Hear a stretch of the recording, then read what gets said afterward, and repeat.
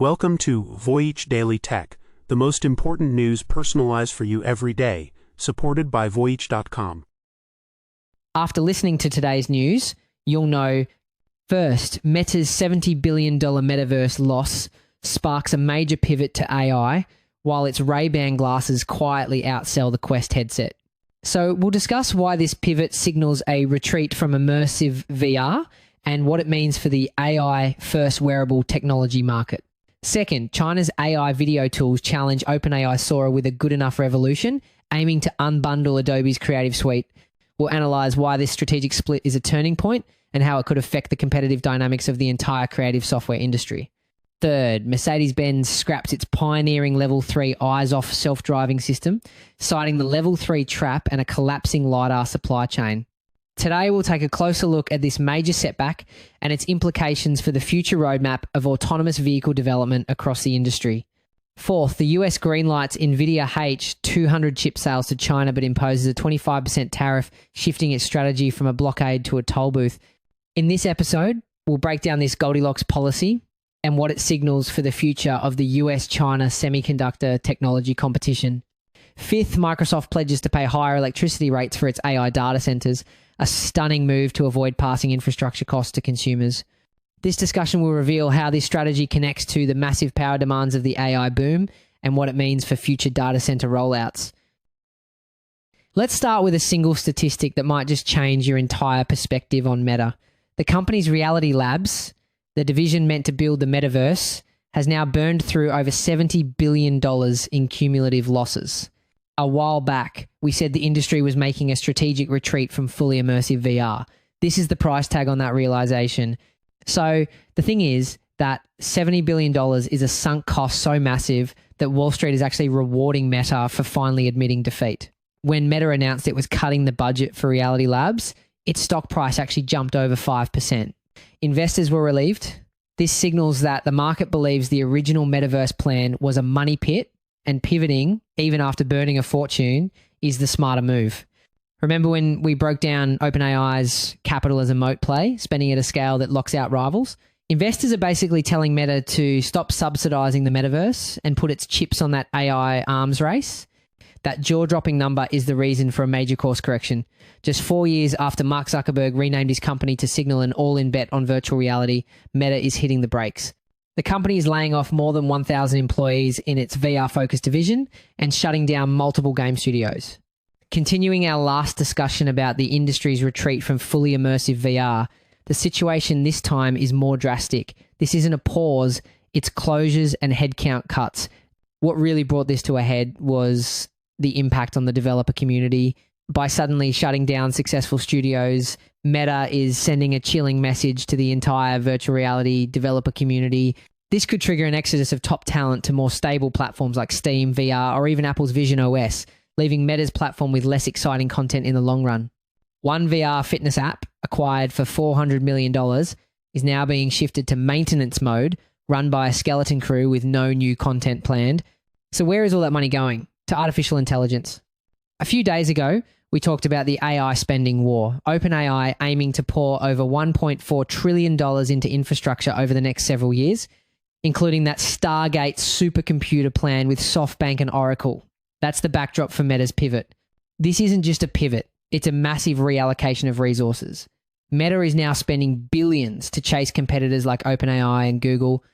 The company shelled out a reported $14.3 billion just to hire the founder and team from AI startup scale AI classic acqui-hire behavior, and very much in line with the capital as a moat playbook we broke down earlier.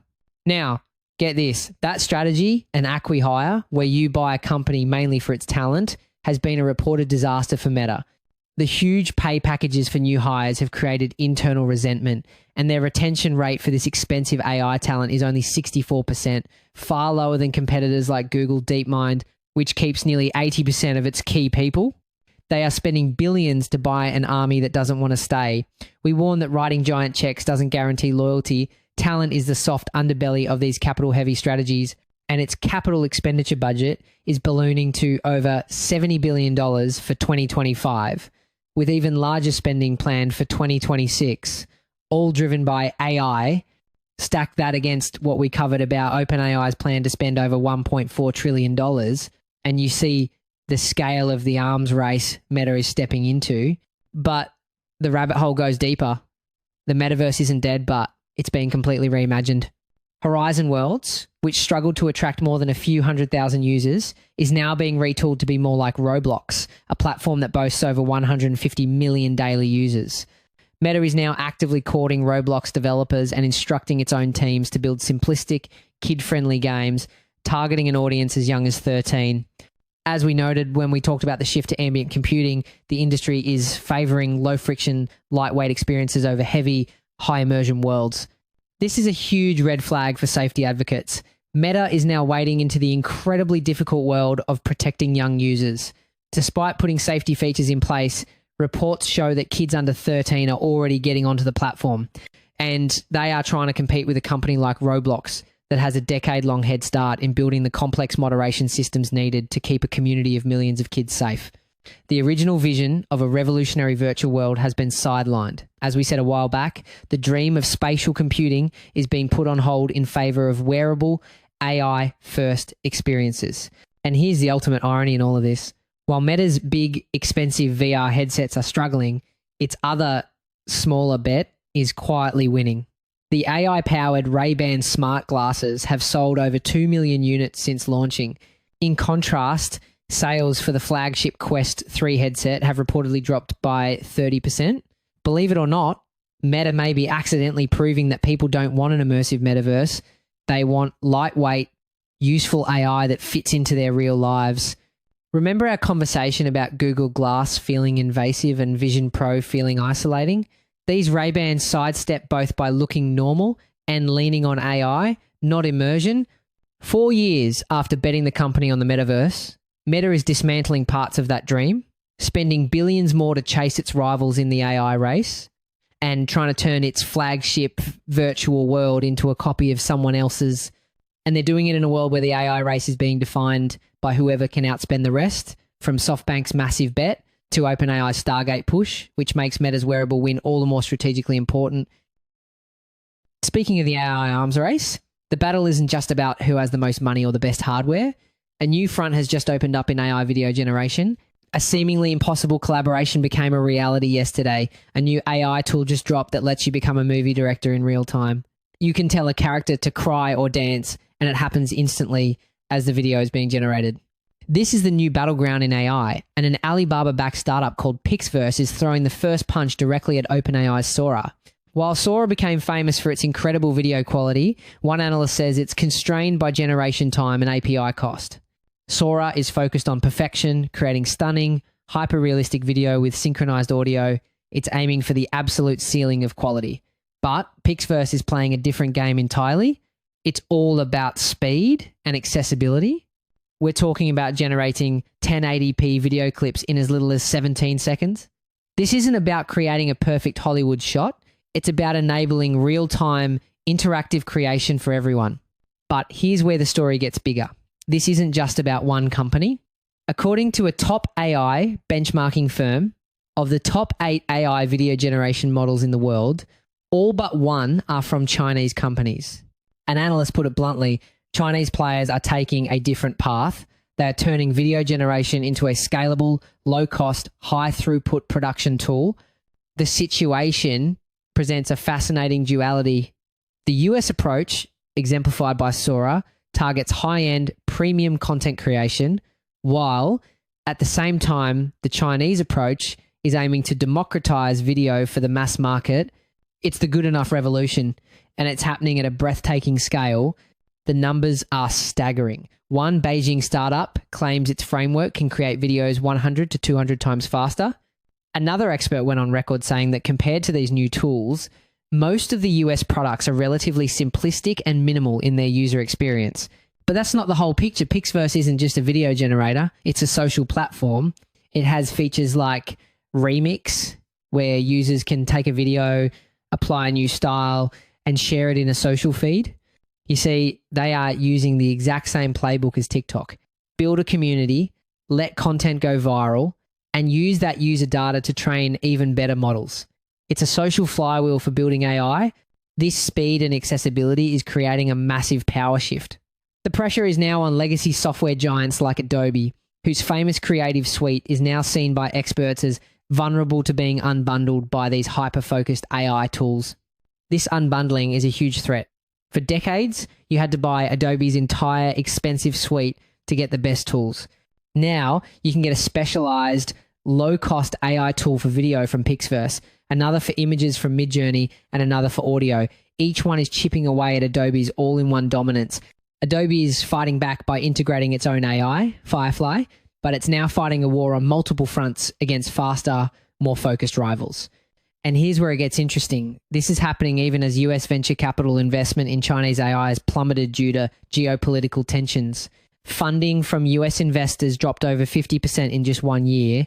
This means the investors who are still backing these companies are making a massive bet that the potential reward of owning a dominant global content creation engine outweighs all the political risk. The new showdown in AI isn't just about who can create the prettiest video. It's a strategic war between two philosophies, the high-cost, high-quality ceiling defined by Sora versus the low-cost, high-speed production engine being perfected by its rivals. We've seen a strategic split in the AI software world, and it turns out a similar high-stakes pivot is happening in the automotive industry. Mercedes-Benz, one of the first automakers to sell a true eyes-off self-driving system to the public, is now temporarily scrapping the feature. This was the technology that represented a massive leap forward. The Level 3 Drive Pilot system allowed drivers to legally take their eyes off the road to watch a movie or even play a video game while the car handled driving in traffic. What made this system a big deal was the regulatory achievement. It was the first to meet the stringent international requirements of UN Regulation 157, which sets the technical and legal standards for this kind of eyes-off technology. It was a clear step beyond Level 2 systems like Tesla's autopilot. Mercedes even reveled in being the first to market, publicly accepting legal liability when Drive Pilot was active, a real break from the hands-on status quo. So why the sudden U-turn? A Mercedes spokesperson admitted the company doesn't want to offer a system that customer-wise doesn't have much benefits. The reason for that low demand becomes clear when you look at the fine print. Drive Pilot was severely limited. It only worked in traffic jams up to 40 miles per hour on specific pre-mapped highways and couldn't be used at night or in the rain. This decision highlights a crucial lesson in consumer technology. Broad usability is often more important than the peak level of autonomy. Research shows that while many consumers are willing to pay a premium for self-driving features, their enthusiasm drops sharply when those features only work in very narrow situations. Why pay thousands for a feature you can barely ever use? This is the economic trap of niche autonomy that Mercedes fell into. Now, in a major strategic pivot, Mercedes is rolling out a new system called Drive Pilot Assist, which is described as being similar to Tesla's FSD, a system that can be used in cities but requires the driver to remain attentive. This moves responsibility back to the human and sets up a direct comparison between Mercedes' sensor-heavy approach and Tesla's camera-only bet. However, if you zoom out, you'll see this isn't just a simple downgrade. It's a strategic shift into a new battleground that some are calling the Level 2++ arms race. This unofficial category is for highly capable systems that are legally safer for automakers because the driver is always responsible. This sets up a fascinating convergence of strategy, with Mercedes' new system continuing to use expensive lidar sensors, putting it in direct competition with Tesla's camera-only approach. This is where the situation takes a more complex turn. The decision wasn't just about high costs and low demand. Mercedes was forced to terminate a deal with its lidar supplier, Luminar, after the manufacturer failed to meet requirements. Luminar recently filed for bankruptcy. We flagged supply chain fragility as a lurking risk before this is exactly that risk materializing. Interestingly enough, Luminar's collapse isn't an isolated incident. It's a symptom of a much wider lidar bubble that seems to be bursting. Another major lidar company, Quantigy, also filed for bankruptcy just a year after going public. What we're seeing is that the promised boom in this key sensor technology hasn't materialized, creating massive instability in the supply chain. The core conflict, however, might be the most telling. Most fully autonomous companies, like Waymo and Cruise, have stated they believe Level 3 is too dangerous, preferring to work exclusively on Level 4 technology that cuts the driver out of the equation entirely. They argue the handoff from an automated system back to a distracted human can be a critical flaw. This philosophical divide is known as the level 3 trap. The central problem is that handoff. Studies have shown it can take a distracted driver up to 40 seconds to regain full situational awareness. At highway speeds, that's an eternity. This is why some experts believe the human factors challenge is fundamentally unsolvable, making level 3 a dead end. And it's not just Mercedes. Stellantis also recently abandoned its own level 3 program, suggesting that Waymo and Cruise were right all along. The collapse of the lidar supply chain shows just how fragile the hardware ecosystem can be. Now, let's shift our focus to another critical piece of hardware at the center of a global tug of war: AI chips. A deal just got approved that could change the global tech race, and it comes with an unprecedented twist. The US government wants a 25% cut. Actually, while this feels new, this fee is a modern version of a very old tool, a tariff. You see, tariffs were the main source of revenue for the US government for over a century, long before income tax was introduced in 1913. So what we're seeing is the strategic revival of this tool, not just for revenue, but to control the flow of critical technology. The focus is shifting from a hard blockade to a toll booth access allowed, but on Washington's terms, the US Commerce Department has just given Nvidia the green light to sell its powerful H200 artificial intelligence chips to China. Just how powerful are these chips? The H200 offers a total processing performance of nearly 16,000 TPP and has a memory bandwidth of 4.8 terabytes per second. To put that in perspective, China's best homegrown alternative, Huawei's Ascend 910C, tops out at about 12,000 TPP with a much slower 3.2 terabytes per second of bandwidth. So you can see the performance gap is still significant. This is a stunning reversal. Washington had previously restricted these exact sales over fears of giving China's military a technological edge. The new policy comes with a condition proposed by President Donald Trump. Nvidia can sell to approved customers, but the US government will collect a 25% fee on the sales. The move puts the chip giant squarely in the middle of a geopolitical tug of war. While Nvidia welcomed the decision, Beijing's response has been sharp. A Chinese embassy spokesman stated they oppose the politicization and weaponization of tech and trade issues. In a strategic countermove, Beijing had reportedly ordered its own tech companies to boycott Nvidia's chips and prioritize domestically made semiconductors, a clear effort to bolster its own industry. That reminds me of our earlier discussion about Baidu's Kunlunxin building a CUDA-compatible software stack to make it easier for developers to port workloads off Nvidia. The push for localization might mean accepting lower performance and higher costs in the short term, all in the name of breaking their reliance on US technology down the road. For critical sectors like government and telecom, a stable local supply can matter more than peak benchmarks. After all, good enough, delivered at scale, often wins. The conflict is even happening inside the US. Nvidia's CEO, Jensen Huang, has lobbied Washington hard, arguing that access to the Chinese market is essential for America's competitiveness. But some US officials remain deeply concerned, warning these chips could directly benefit Beijing's military. There are limits to the deal. The H200 is a generation behind Nvidia's most advanced processor, which remains blocked from sale in China. Some analysts are calling this a Goldilocks approach. The idea is to sell technology that is just right, good enough for Chinese companies to keep buying from America, but not so advanced that it gives China's military a major leap forward. The big risk, however, is that having access to these good enough chips could give Chinese engineers the perfect tool to reverse engineer the technology and close the gap even faster. And Chinese customers must prove the chips have no military application, but how can the government actually enforce that? The Commerce Department uses a system of end-use checks to verify who is using the technology and for what purpose. If a company seems suspicious or blocks inspectors, it can be put on an unverified list, which restricts its access to US tech. The problem is government reports have highlighted that these efforts are under-resourced and that determined groups can use front companies to get their hands on the hardware anyway. The real story here is the new trade playbook. If this model is successful, we could see similar taxes applied to other critical tech sectors like cloud computing or enterprise software, fundamentally reshaping the rules of global trade and the tech race itself. And if Washington is installing toll booths, expect Beijing to double down on independence with CUDA-compatible off-ramps and a domestic ecosystem designed to make good enough at home a permanent alternative. So while Nvidia gets the green light to sell billions of dollars worth of chips, there's a massive, and I mean massive, consequence to actually using them. All that computing power requires an almost unbelievable amount of electricity. And that brings us to Microsoft. The story begins with a decision that caught everyone by surprise. As the AI boom threatens to drain power grids and spike your electricity bill, Microsoft just made a stunning public pledge. They will pay whatever it takes to ensure the cost of their massive new data centers is never passed on to you. The company's in an all-out race to build the infrastructure for artificial intelligence, and the numbers are staggering. This isn't just about money. The AI boom is causing a massive real-world traffic jam in the supply chain for the power grid itself. We're talking about critical components like high-voltage transformers. Lead times for these have exploded, going from about 1 year to as long as 4 years.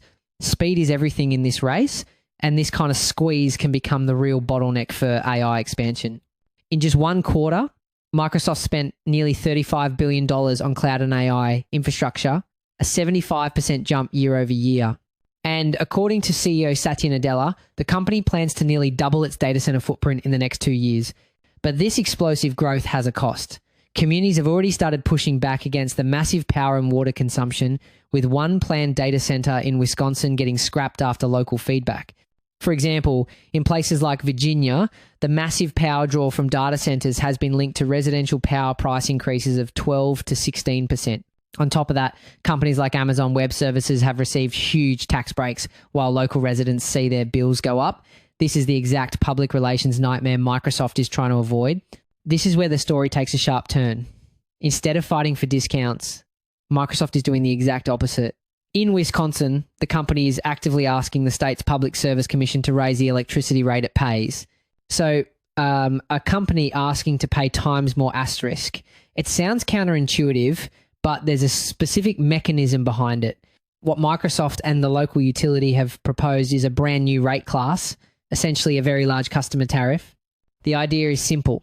It ensures that a massive user, like a data center pulling enough power for over 300,000 homes, pays for all the new infrastructure and energy generation it requires. This way, the costs are not passed on to other customers. It's a surgical approach to prevent you from paying for their power. And it doesn't stop there. Microsoft President Brad Smith went on the record with a statement that turns the typical corporate playbook on its head.